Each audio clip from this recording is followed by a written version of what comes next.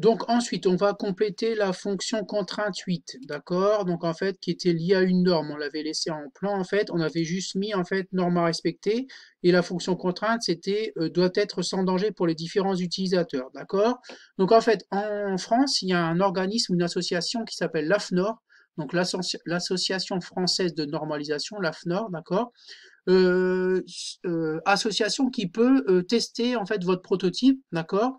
Et une fois qu'il est testé, il peut vous décerner en fait le logo NF ou pas, d'accord? Donc en fait, si vous obtenez donc vous donnez le prototype à l'AFNOR, en fait, il va vous le tester.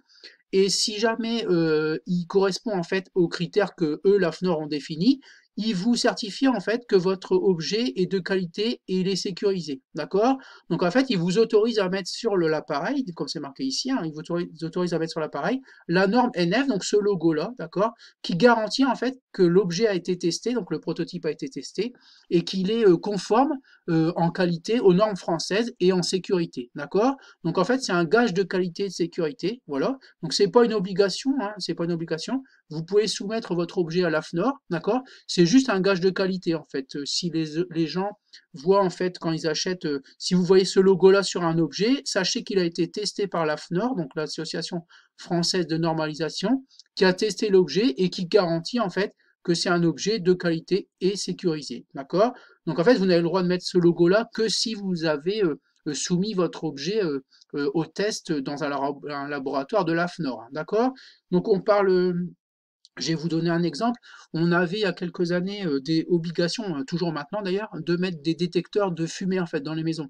Donc on s'est retrouvé avec des objets qui fonctionnaient pas forcément très bien, qui venaient de l'étranger, donc qui n'avaient pas été soumis aux normes, à l'AFNOR en fait, hein. Donc ils fonctionnaient plus ou moins bien, donc on s'est retrouvé avec des objets qui n'étaient pas très sécurisants en fait, hein, d'accord? Donc par contre, si vous achetez un détecteur de fumée avec le logo NF dessus, vous êtes sûr qu'il va fonctionner correctement, d'accord? Donc voilà, c'est un gage de qualité tout simplement, hein, d'accord? Donc c'est en aucun cas une obligation. Donc en fait, nous on a décidé en fait pour que l'objet soit en fait garanti sans danger pour les différents utilisateurs, de le confier à l'AFNOR. Donc on le fera pas évidemment parce que ça coûte de l'argent, hein, d'accord?